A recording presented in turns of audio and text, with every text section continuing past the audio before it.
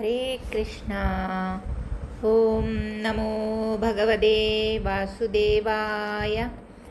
എല്ലാ ഭക്തജനങ്ങൾക്കും ഭാഗവത കഥയിലേക്ക് സ്വാഗതം.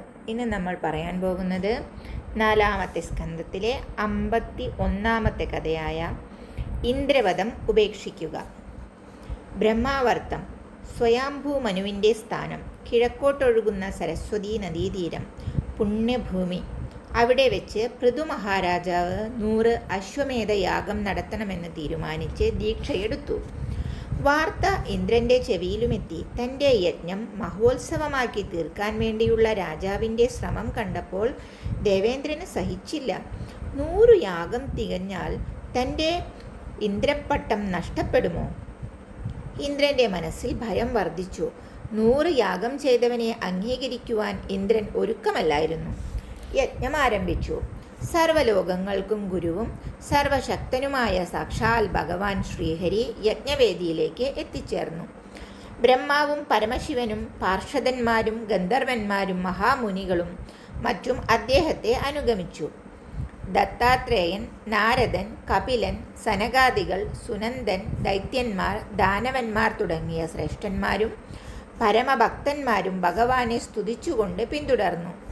സർവാഭീഷ്ടങ്ങളും നൽകുന്ന ഭൂമി, യജ്ഞത്തിനു വേണ്ടുന്ന ഹവിസ് കറന്നുകൊടുക്കുന്ന പശുവായി യജമാനന്റെ മുമ്പിൽ പ്രത്യക്ഷപ്പെട്ടു.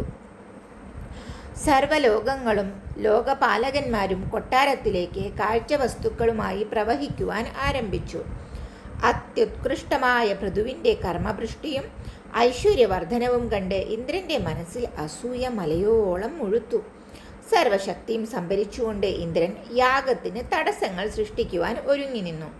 യജ്ഞങ്ങൾ പലതു കഴിഞ്ഞു. 100-ാമത്തെ മേധം കൊണ്ട് ഭഗവാനെ യജിക്കാൻ ആരംഭിച്ചപ്പോൾ ഇന്ദ്രൻ ഒളിച്ചുനിന്ന് യജ്ഞപശുവായ കുതിരയെ അപഹരിച്ചു. പാഷണ്ഡിവേഷം ധരിച്ച് ആകാശത്തിലൂടെ ഇന്ദ്രൻ കുതിരയെ അപഹരിച്ചു കൊണ്ടുപോകുന്നത് അത്രി മഹർഷി കണ്ടു.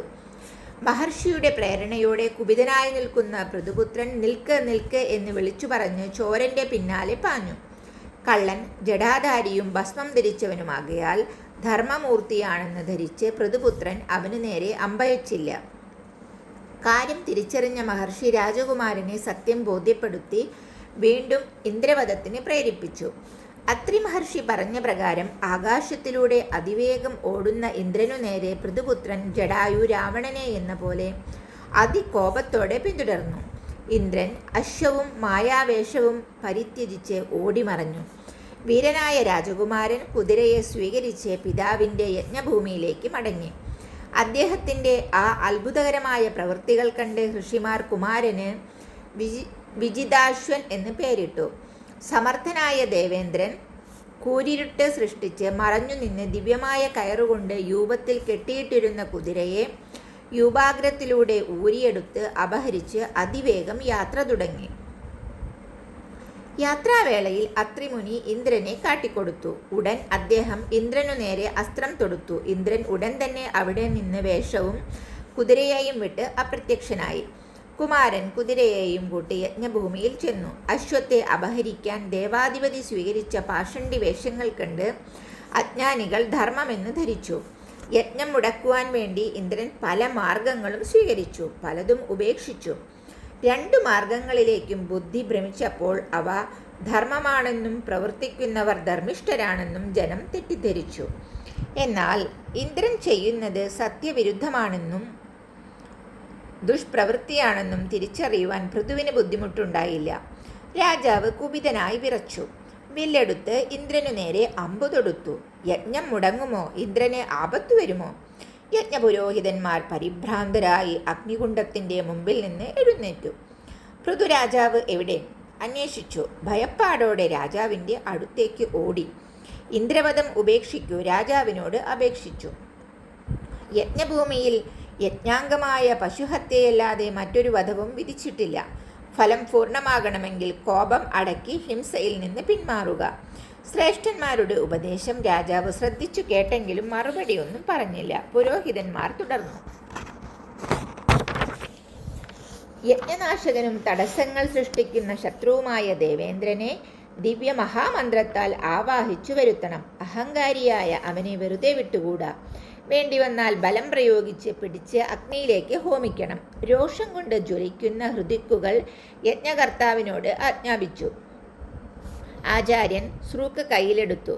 ചുണ്ടുകളിൽ നിന്ന് മന്ത്രങ്ങൾ ഉതിർന്നു വീണു. കർമ്മത്തിലേക്ക് പ്രവേശിച്ചു. ബ്രഹ്മപ്രകാശം തെളിഞ്ഞു. ബ്രഹ്മദേവൻ കർമ്മികളുടെ കൈകൾ കടന്നുപിടിച്ചു.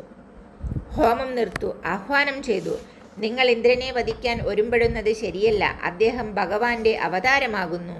യജ്ഞം നശിപ്പിക്കാൻ ആഗ്രഹിക്കുന്ന ഇന്ദ്രൻ അതിനുവേണ്ടി പല ഉപായങ്ങളും പ്രയോഗിച്ചതാണ്. ധാരാളം കീർത്തിയുള്ള പൃഥുവിന് ഇനി ഒന്നും സാധിക്കാനില്ല. അദ്ദേഹം മോക്ഷധർമ്മം അറിയുന്നവനാണ്. അതുകൊണ്ട് 99 യാഗങ്ങൾ നടത്തിയവനെന്ന പേരിൽ അവൻ പ്രസിദ്ധനാകും. ഇന്ദ്രനോട് കോപിക്കരുത്. കാരണം നിങ്ങൾ രണ്ടുപേരും ഭഗവത് സ്വരൂപങ്ങളാണ്. യാഗവിഘ്നമോർത്ത് വിഷമിക്കേണ്ടതില്ല. ദൈവഹിതം നടക്കട്ടെ. യജ്ഞം 99 അവസാനിക്കട്ടെ.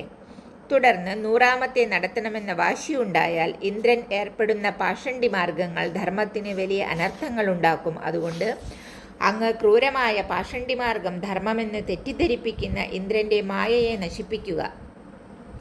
പ്രജാപാലനത്തിന് യോഗ്യനായ ഒരു രാജാവുണ്ടാകണമെന്ന സങ്കല്പം സഫലീകരിക്കുക. വേനൻ്റെ നീചകൃത്യങ്ങളാൽ നഷ്ടപ്പെട്ടു പോയ ധർമ്മം സംരക്ഷിക്കുവാൻ ആ വേനൻ്റെ ശരീരത്തിൽ നിന്നു തന്നെ ആവിർഭവിച്ച് അങ്ങ് ധർമ്മം പുലരുവാൻ അവസരമൊരുക്കിയത് ശ്ലാഘനീയം തന്നെ. പൃഥുരാജാവ് ബ്രഹ്മാവിൻ്റെ ഉപദേശം സ്വീകരിച്ച് സ്നേഹപൂർവം ഇന്ദ്രനുമായി സന്ധിയിലേർപ്പെട്ടു. ദേവന്മാർ സംതൃപ്തരായി രാജാവിന് ധാരാളം വരങ്ങൾ നൽകി അനുഗ്രഹിച്ചു. ബ്രാഹ്മണർ ദാനങ്ങൾ വാങ്ങി പ്രസന്നരായി പൃഥുവിന് അനുഗ്രഹം വർഷിച്ചു. ഹരേ കൃഷ്ണ. അപ്പോൾ ഈ കഥ ഇവിടെ അവസാനിക്കുകയാണ്. അടുത്തൊരു കഥയുമായിട്ട് നമുക്ക് അടുത്ത ദിവസം കാണാം. ഹരേ കൃഷ്ണ. എല്ലാവരെയും ഭഗവാൻ അനുഗ്രഹിക്കട്ടെ.